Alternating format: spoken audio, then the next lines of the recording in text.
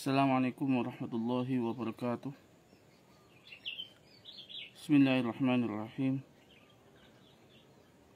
Kesabaran Rasulullah SAW dalam berdakwah mengajak Al-Hakam bin Kaisan radhiyallahu anhu untuk masuk Islam.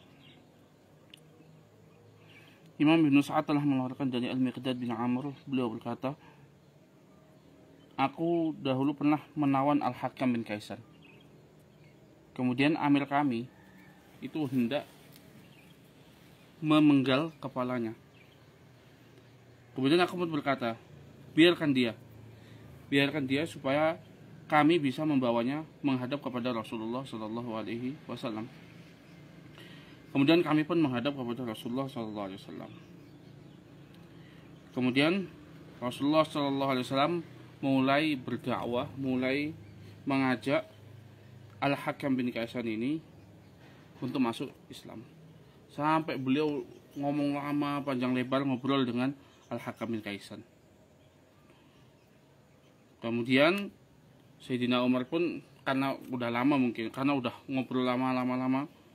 Kemudian Sayyidina Umar pun berkata, atas dasar apa engkau berbicara dengan orang ini wahai Rasulullah? Atas dasar apa engkau berbicara seperti ini wahai Rasulullah dengan orang ini? Demi Allah, orang ini gak bakal masuk Islam selama-lamanya. Udah, biarkan aku untuk memenggal kepalanya supaya dia segera pulang ke kampung halamannya, yaitu ke neraka Hawiyah.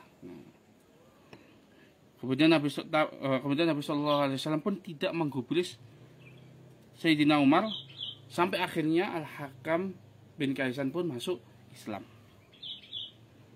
Kemudian Sayyidina Umar pun berkata, maka ketika Al-Hakam bin Kaisan ini masuk Islam, tidaklah dia masuk Islam, melainkan aku langsung terpikirkan dengan masa laluku dan masa depanku. Maksudnya apa? Masa laluku keinget, ya Allah, aku dulu kan juga sebelumnya kafir, kemudian Allah SWT berhidayah untuk masuk Islam.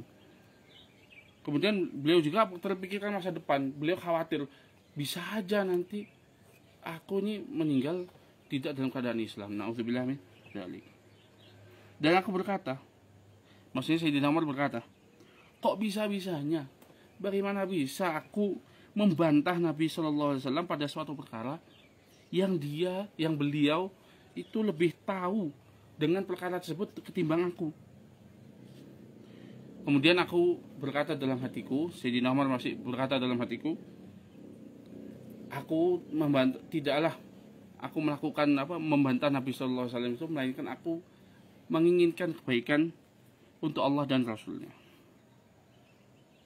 Kemudian beliau Sayyidina Umar berkata, kemudian Al-Hakam bin Kaisan pun setelah itu kan masuk Islam dan menjadi seorang muslim yang baik, maksudnya menjadi orang yang taat, dan dia berjihad di jalan Allah sampai beliau mati syahid di perang Bil Ma'unah dalam keadaan Rasulullah SAW ridha kepada dia, dan dia pun akhirnya masuk surga.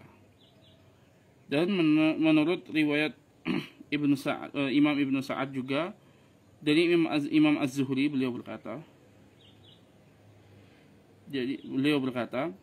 Al-Hakam bin Kaisan berkata, ini jadi isi termasuk daripada isi percakapan Rasulullah dengan Al-Hakam bin Kaisan. Al-Hakam bertanya, apa itu Islam? Rasulullah menjawab, engkau menyembah Allah saja, tidak menyekutukannya, dan kamu bersaksi bahwasanya Muhammad adalah hamba dan utusannya. Kemudian Al-Hakam bin Kaisan berkata, aku telah masuk Islam. Maka Nabi Sallallahu Alaihi Wasallam pun menoleh kepada sahabat-sahabat beliau. Kemudian beliau berkata, andai aku tadi turuti kalian, kok aku bunuh ini Al-Hakam bin Kaisan, ya udah masuk neraka tadi. Nah itu, beliau berkata seperti itu. Ya itu, kalau andai kan aku bunuh dia tadi udah masuk neraka, ya untung ku dakwai dulu, akhirnya dia masuk Islam. Nah seperti itu. Masya Allah, sebegitunya Rasulullah menginginkan seseorang itu masuk Islam. Nah di zaman sekarang ini kok ono uang kok kepingin malah ngafirno wong liya. Waduh bahaya iki ya. kita tuh punya misi gimana orang yang belum masuk Islam piye caranya biar bisa masuk Islam. Orang yang sudah Islam gimana caranya mereka bisa mengamalkan agama secara sempurna. Kemudian yang bagaimana orang yang sudah mengamalkan agama secara sempurna ini, mereka bisa mendakwahkan, ngajak orang lain untuk supaya bisa mengamalkan agama secara sempurna juga, supaya mengajak orang lain supaya masuk Islam seperti itu. Supaya kabeh apa padha-padha masuk surga, padha-padha mlebu surga, cekelan tangan ayo mlebu surga bareng. Wallahu a'lam.